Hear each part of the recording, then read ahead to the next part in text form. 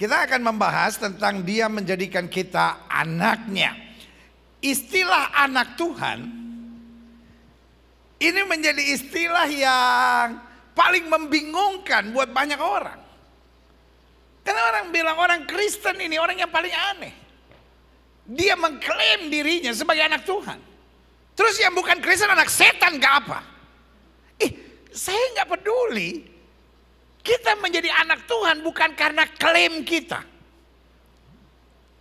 Tapi kita menjadi anak Tuhan karena proklamasi yang Kristus kerjakan buat kita dari kayu salib. Tahukah saudara, istilah anak Allah adalah istilah yang paling membingungkan buat orang di luar Kristus. Mereka akan berkata orang Kristen ini orang yang paling aneh. Dia mengklaim dirinya sebagai anak Tuhan. Tapi izinkan saya mengingatkan, saya menyebut diri anak Tuhan bukan sekedar klaim saya, tapi karena itu apa yang Yesus proklamasikan buat kita dari kayu salib.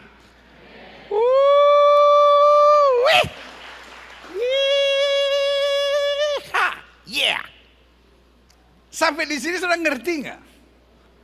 Kita nih kadang-kala menyebut diri anak Tuhan tanpa pemahaman. Tapi kalau kita mengerti apa artinya anak Tuhan, Yesus harus mati di atas kayu salib untuk membayar, menebus kita sehingga kita dapat layak disebut anak Allah. Itu dahsyat dan luar biasa. Coba lihat ayat ini, coba lihat ayat ini, coba lihat ayat ini. I love this, I love this. 1 Yohanes 3, 1-10. Lihatlah betapa besar kasih yang dikaruniakan Bapa kepada kita, sehingga kita bisa beli rumah di bumi. No. Lihatlah betapa besar kasih yang dikaruniakan Bapa kepada kita, sehingga kita bisa menerima kesembuhan. No. Tapi ada berkat yang lebih besar dari segalanya.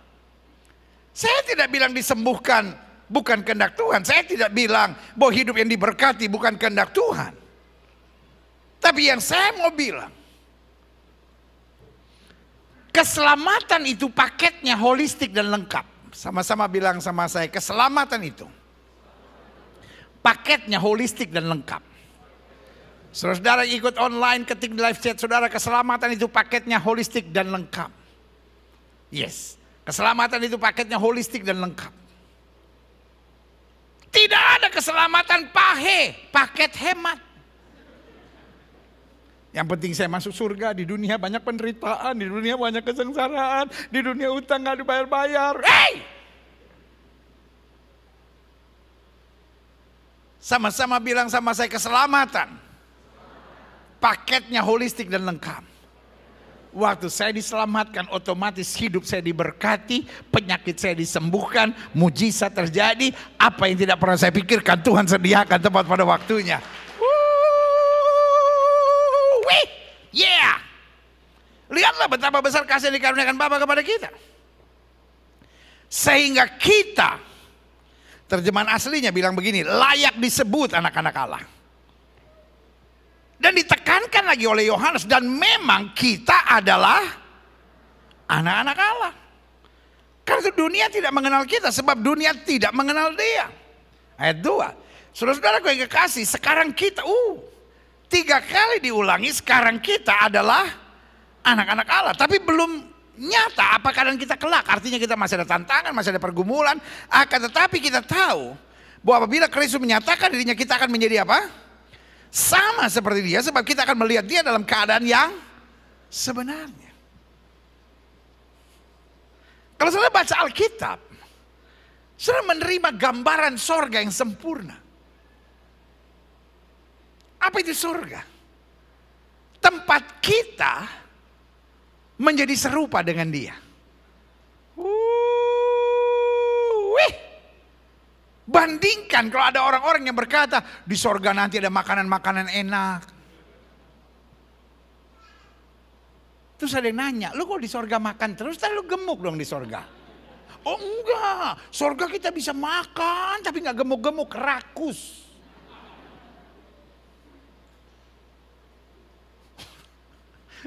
Otak lu kotor bener saudara-saudara. Ada yang bilang, oh di sorga nanti ada pesta-pesta, pokoknya di sorga kita bisa ngerjain apa saja yang kita inginkan. Berarti jiwa lu sakit. Lu tertekan Jadi di sorga lu menghayal. Bos, kalau saudara di sorga cuma cari makanan enak, nyesel. Nyesel. Di sorga kira-kira ada pecel ayam nggak? Bos, pemimpin sorga orang Yahudi bos, nggak ngerti pecel ayam apaan. Paling roti lagi lu. Ada yang mulai goyah imannya.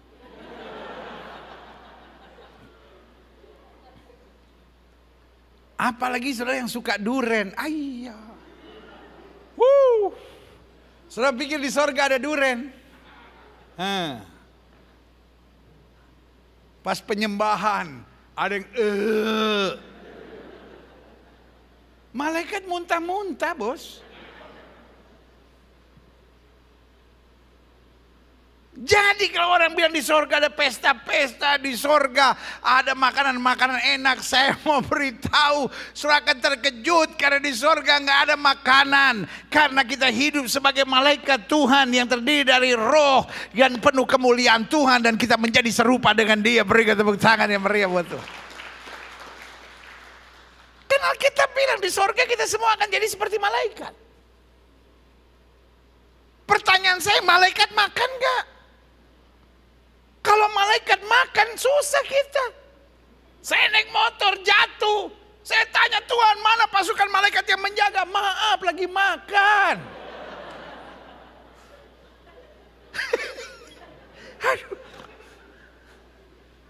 I'm proud of my Bible. Saya bangga Alkitab saya. Alkitab saya bicara tentang sebelum dunia diciptakan. Alkitab bicara ketika dunia dalam tantangan. Alkitab bicara tentang hari depan kita di akhir zaman. Alkitab juga bicara nanti ketika kita dalam kemuliaan bersama Kristus yang tujuh. Berikan tepuk tangan yang meriah buat Tuhan. Selanjutnya, klik. Setiap orang yang menaruh pengharapan itu kepadanya menyucikan diri sama seperti Dia yang adalah suci.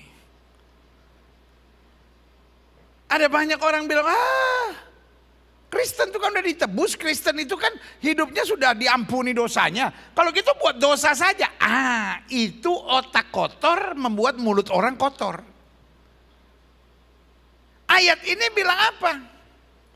Setiap orang yang menaruh pengharapan itu bahwa kita sudah diangkat sebagai anaknya, menyucikan diri sama seperti Dia yang adalah suci.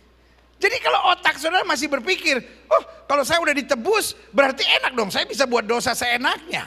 Kalau saya sudah diampuni, saya pasti masuk surga. Berarti saya boleh berzina, boleh buat apapun, toh dosa saya sudah diampuni. Artinya otak kita masih terbelenggu dengan kebobrokan dunia ini. Tapi kalau kita sudah ditebus oleh darah Kristus, kita berkata, aku hidup, tapi bukan lagi aku yang hidup, Kristus yang hidup dalam aku. Berikan tepuk tangan yang meriah buat Tuhan. Makanya ayat 4 bilang, setiap orang yang berbuat dosa melanggar juga hukum Allah, sebab dosa ialah apa? Pelanggaran pada hukum Allah. Dan kamu tahu bahwa Ia telah menyatakan dirinya supaya Ia apa? Menghapus segala dosa, melepaskan kita dari kutuk dosa, dan di dalam Dia tidak ada dosa, tidak ada keinginan untuk berbuat dosa. Karena itu, setiap orang yang tetap berada di dalam Dia dikatakan apa? Tidak berbuat dosa lagi, atau terjemahan aslinya bilang tidak hidup dalam dosa lagi. Pertanyaan saya cuma sederhana. Jadi orang yang sudah ada dalam Kristus dia nggak mungkin jatuh dalam dosa. Harap dibedakan antara hidup dalam dosa dengan jatuh dalam dosa. Ada nggak orang-orang yang cita-citanya jatuh? Gue lihat lu jatuh melulu, emang cita-cita gue.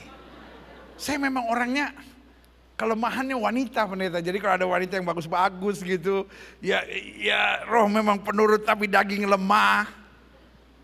Itu bukan jatuh, itu hobi. Nah, anak Tuhan tidak berbuat dosa lagi. Artinya apa? Ikatan dosa terlepas karena aku hidup, tapi bukan lagi aku yang hidup, Kristus yang hidup dalam aku. Dan yang terjadi ada total replacement, ada perubahan total, ada pergantian total.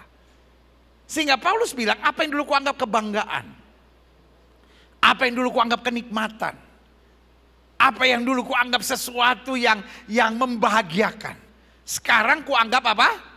Sampah. Karena kita nggak berbuat dosa lagi, kita nggak bisa menikmati dosa lagi. Dulu sudah bohong dan rasa nyaman, sekarang sudah bohong dan nggak tenang.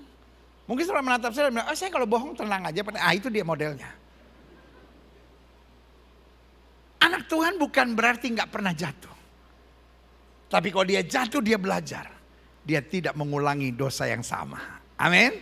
Selanjutnya. Coba lihat. Setiap orang yang ayat yang ke-6. Ayat yang ke-6 bilang, karena itu setiap orang yang tetap berada dalam dia tidak berbuat dosa lagi. Setiap orang, perhatikan baik, yang tetap berbuat dosa, apa? Tegas Alkitab bilang.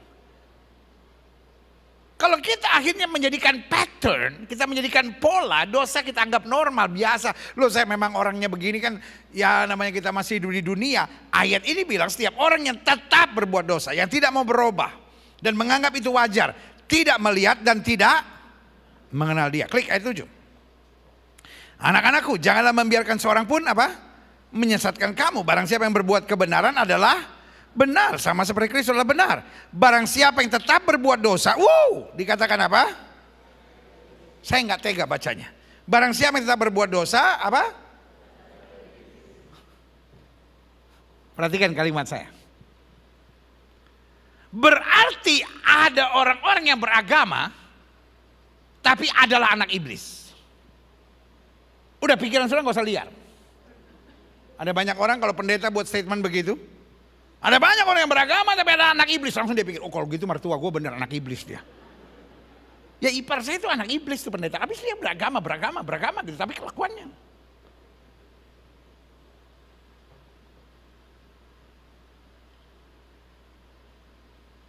Pertanyaan saya sederhana. Semua orang Kristen pasti masuk surga enggak? Di neraka kira-kira ada orang Kristen enggak? Kira-kira di neraka ada orang Kristen enggak? Kira-kira di neraka ada orang Kristen enggak? Bukan cuma ada, banyak. Bilang sama sebelah-sebelah, kita kira-kira di mana?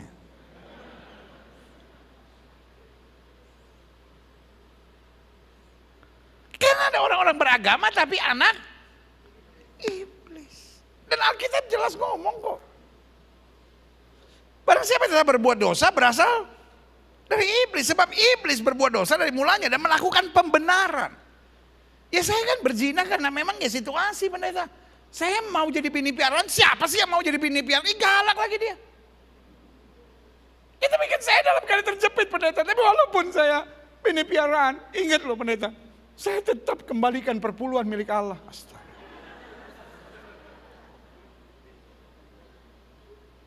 Bukan soal perpuluhannya. Tapi kesadaran bahwa saya anak Tuhan. Saya tidak mau diperbudak oleh iblis. Amin. Coba lihat ayat ini. Barang siapa tak berbuat dosa berasal dari iblis. Sebab iblis berbuat dosa dari mulanya. Untuk itulah Allah menyatakan dirinya supaya ia membinasakan apa? Perbuatan-perbuatan iblis itu. Jadi kekristenan bukan sekedar agama. Makanya selalu saya bingung. Kalau ada orang yang tinggalkan iman Kristennya. Dan kita orang Kristen gak akan pernah demo loh. Kita orang Kristen bukan berarti kalau ada orang yang tinggalkan Kristen. Kita kutuk-kutuki. Aduh ntar dihajar Tuhan. Dihajar. No. Karena kita bingung. Kenapa kekristenan hanya dianggap agama? Semua agama sama betul. Semua agama mengajarkan hal-hal baik. Tetapi kekristenan adalah kuasa Tuhan yang melepaskan kita dari perbuatan iblis. Supaya kita hidup dalam kemerdekaan, dalam kasih karunia Kristus. Yang setuju berikan tepuk tangan yang meriah buat Tuhan.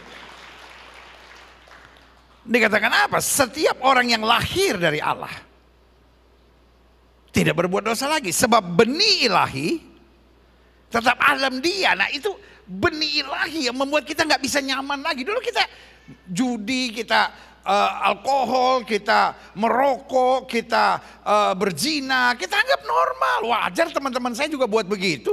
Tetapi ketika ada benih ilahi, ada sesuatu yang akan berkata kepada kita, I'm not belong to this world. This world is not my home. Dunia ini bukan rumah saya dan saya bukan berasal dari dunia ini. Amin. Coba lihat selanjutnya. Dikatakan apa? Dan ia tidak dapat berbuat dosa karena ia lahir dari Allah. Benih ilahi yang menuntun itu.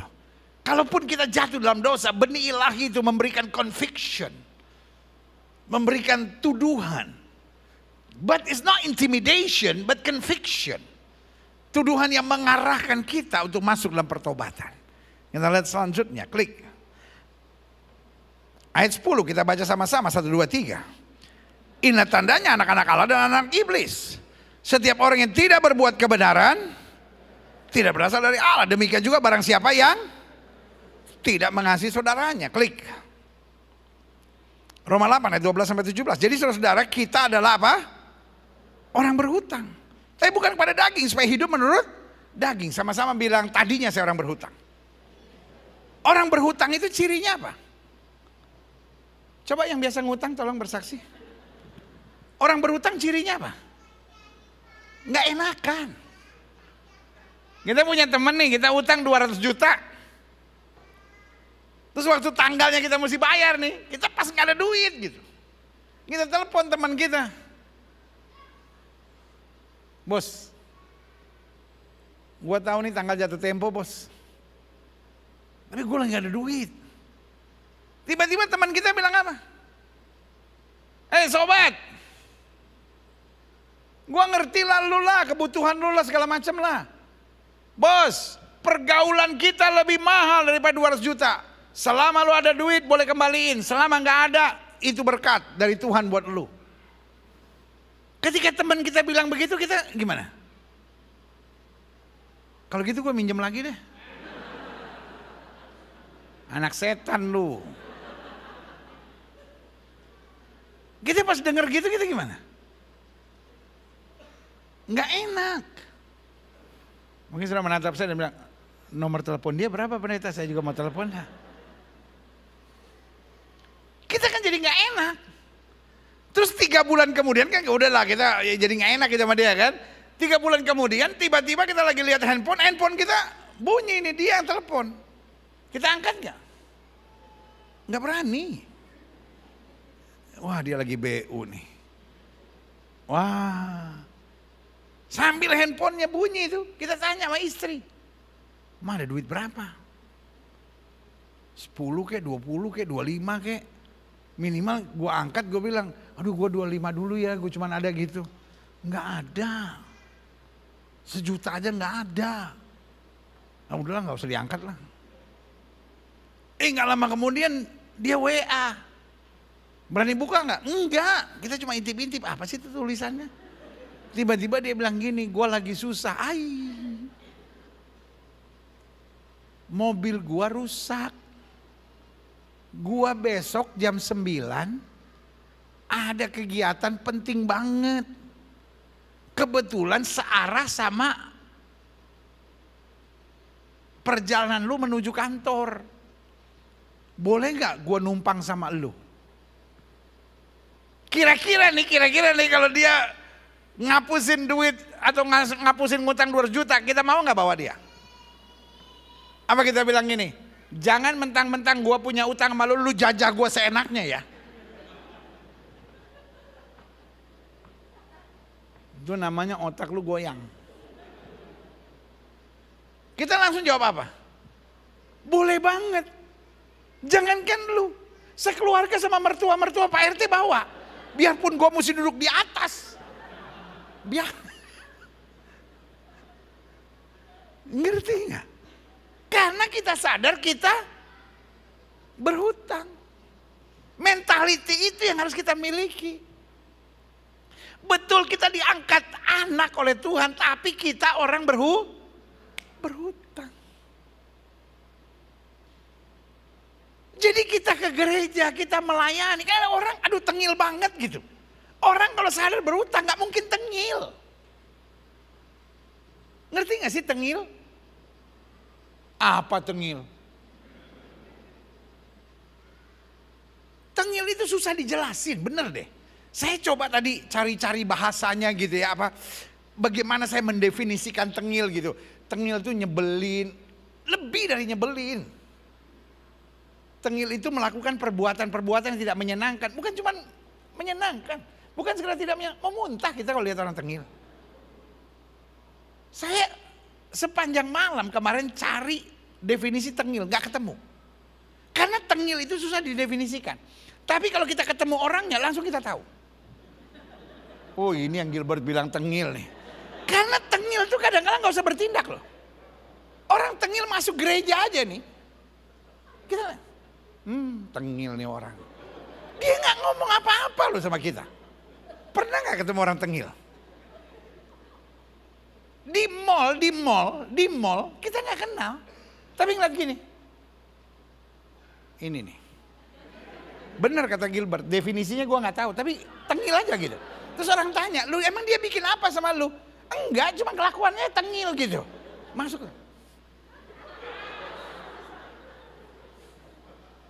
Duh, kalau gue punya akses ke pemadam bakaran, gue semprot gitu.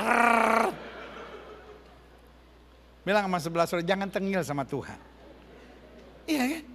Tuhan minta kita melayani, kita tengil gitu. Aduh sorry, gue gak ada waktu. Oh, mau dapat tampeling ini ya kan? Gak usah tengil sama Tuhan. Kita ini berhutang. Tuhan gak minta banyak kok. Yang pertama Tuhan cuma minta kita bersyukur. Yang kedua Tuhan minta kita hidup bersuka cita. Yang ketiga Tuhan mau kita meninggalkan dosa. Yang keempat kita belajar mengasihi, membawa damai. Amin. Yang kelima setia melayani Tuhan. Gak banyak. Tapi orang tengil tuh ribut aja. Apa sih masa kita mesti melayani Tuhan? Tapi kan saya kan bukan sekolah teologi ya. Apalagi Tuhan minta 10%. Aduh.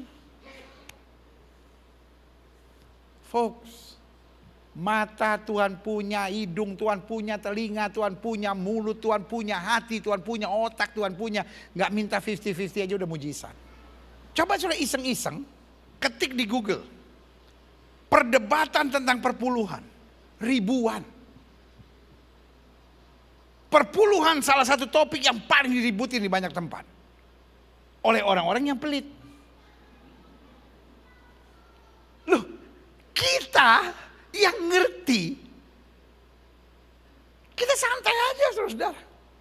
Kalau kita pikir itu wajar, itu hak Tuhan. Amin. Walaupun kita belum tentu tiap bulan ngasih loh. Kan kadang-kala kita juga jujur sama Tuhan. Tuhan, kepake. Saya bukan gak percaya Tuhan. Bukan juga minta diskon. Kepake Tuhan. Tapi kita tahu itu haknya Tuhan. Tapi karena kita anak, ya sekali-sekali lah. Kan Tuhan punya, aku punya juga.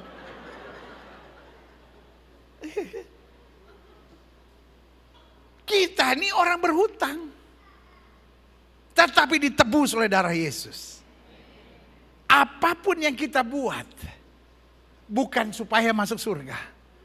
Tetapi untuk membalas cinta Tuhan yang sempurna atas hidup kita. Yang sejuk berikan tepuk tangan yang meriah. Selanjutnya. Sebab jika kamu hidup menurut daging, kamu akan apa? Mati. Tapi jika oleh roh kamu mematikan perbuatan-perbuatan tubuhmu, kamu akan hidup. Wow. Semua orang, sama-sama bilang sama saya, semua orang. Bilang sama sebelah saudara, roh orang bukan. Iya kan? Mau masa lalu sudah jelek kek, mau hidup sudah tadinya nggak bener kek, tetapi semua orang yang dipimpin roh Allah, adalah anak Allah. Iya kan? Jadi kuncinya bukan soal agama. Tapi soal mau dipimpin atau tidak oleh roh Allah. Atau mau dipimpin oleh daging, mau dipimpin oleh hawa nafsu, mau dipimpin oleh logika atau baperannya kita. Nah, dipimpin roh Allah. Sebab, nah ini dia. Kuncinya sebagai anak Allah, kamu tidak lagi menerima roh perbudakan. Yang membuat kamu takut, membuat kamu terbelenggu, membuat kamu terikat, membuat kamu tertekan. Tapi kamu telah menerima apa? Roh yang menjadikan kamu anak Allah. Oleh roh itu kita berseru, ya Aba, ya Bapa. Klik. Ayat 16, roh itu bersaksi bersama-sama dengan roh kita bahwa kita adalah apa? Anak-anak Allah. Sama-sama bilang, saya tidak menerima roh perbudakan. Semua yang mengikuti melalui live chat ini atau ibadah online ini, ketik live chat saudara, saya tidak lagi menerima roh perbudakan. Amin. Apa artinya diperbudak? Paulus bilang setiap kali aku ingin buat yang baik, yang jahat aku perbuat. Itu artinya kita diperbudak, klik. Dan jika kita adalah anak, maka kita juga adalah apa? Ahli waris. Maksudnya orang-orang yang berhak menerima janjinya Allah, yang akan menerimanya bersama dengan Kristus. Yaitu jika kita menderita bersama dengan Dia, supaya kita juga apa? Dipermuliakan bersama dengan Dia. Bukankah sekarang begitu banyak perdebatan tentang kalau penyakit disembuhkan, kalau hidup diberkati, oh itu aliran teologi kemakmuran. Saya nggak peduli mau teologi apapun, tetapi yang saya percaya saya adalah anak Allah. Amin. Ada banyak orang hanya belajar berteologi, sehingga apapun yang dia bicara sesuai dengan logika.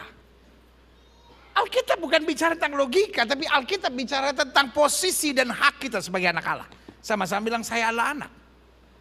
Saudara masih ingat waktu SMP nggak? Waktu saudara SMP,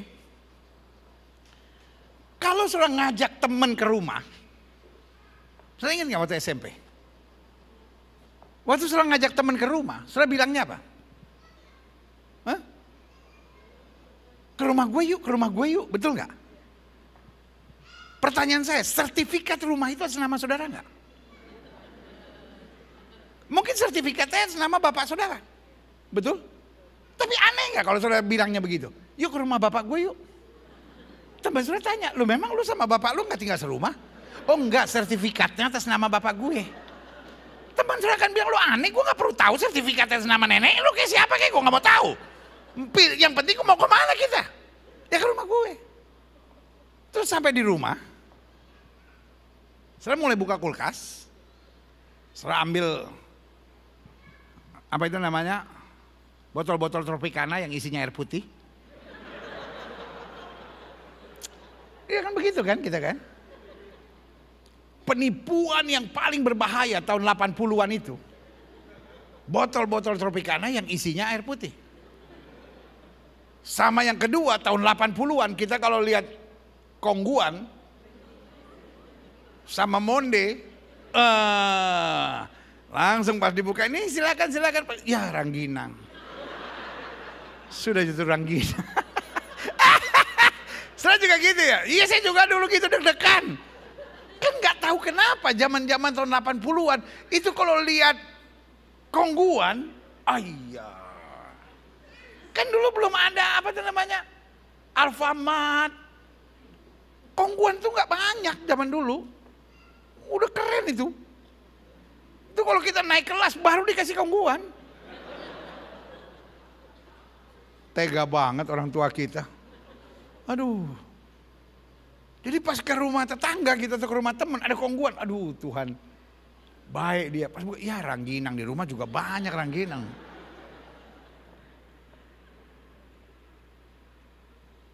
Saudara kan gak usah nanya sama orang tua saudara. Ibunda yang kuhormati dan kusayangi. Teman-temanku datang.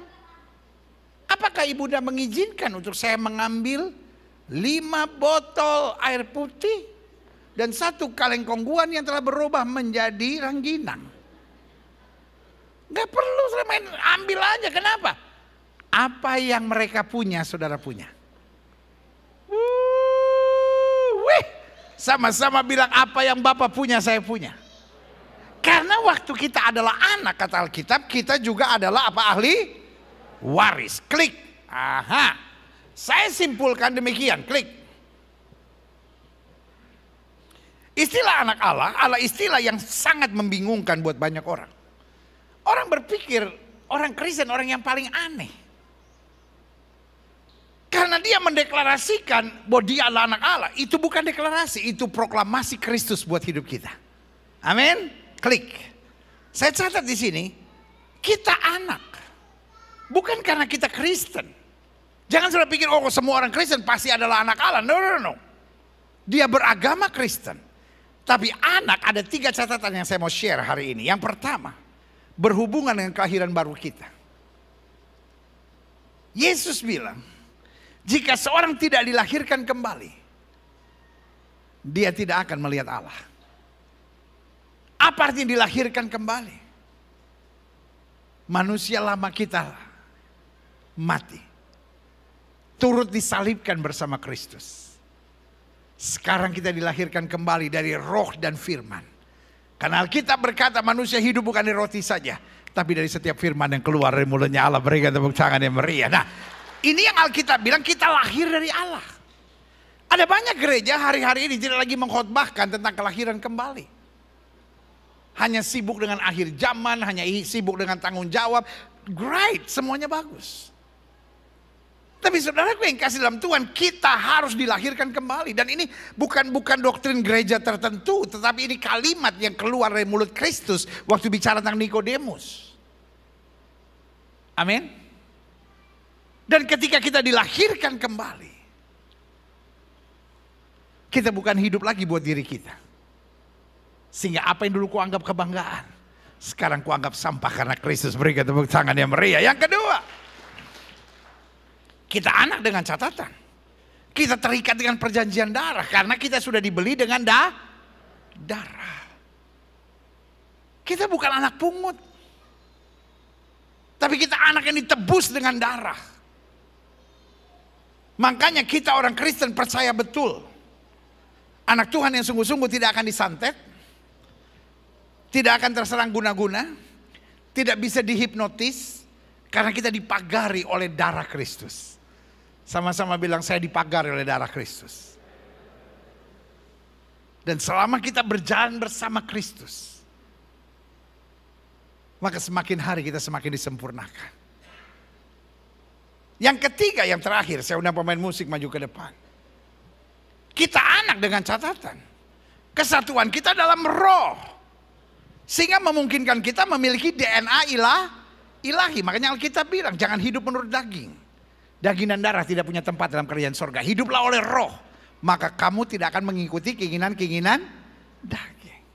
Karena kalau dalam roh kita menjadi serupa dengan dia, maka hari-hari kita adalah dorongan semangat untuk menyenangkan hati Tuhan. Iya kan? Selalu saya bilang, kalau ayahnya rambutnya keriting, ibunya rambutnya keriting, maka anaknya rambutnya biasanya keriting. Betul nggak? Kalau ngomong harus benar ya. Saya suka dengar ada orang bilang, itu pendeta yang orangnya keriting. Bukan orangnya keriting, rambutnya keriting. Karena kalau orangnya keriting menakutkan, saudara. Iya kan, kita suka dengar gitu kan. Itu yang orangnya keriting, rambutnya yang keriting. Jangan orangnya keriting, rambutnya tinggi. Orangnya tinggi, rambutnya keriting. Bapaknya keriting, ibunya keriting. Bapaknya belok, mamanya belok. Bapaknya kulitnya hitam, ibunya kulitnya hitam. Tapi anaknya sipit, rambut cepak, kulit putih. Sampai dikasih nama something long.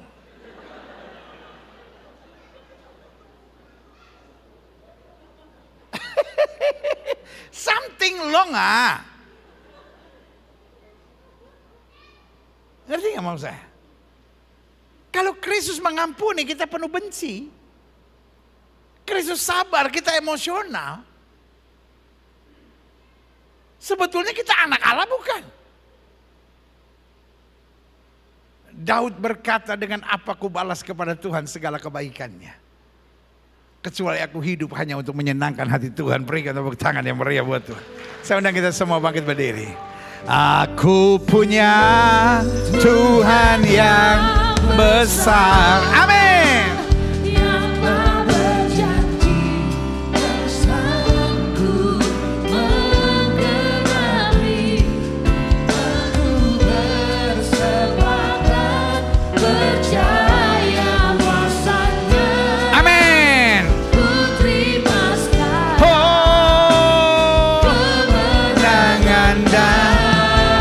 Semua sama-sama katakan, aku punya Tuhan yang besar. Aku punya Tuhan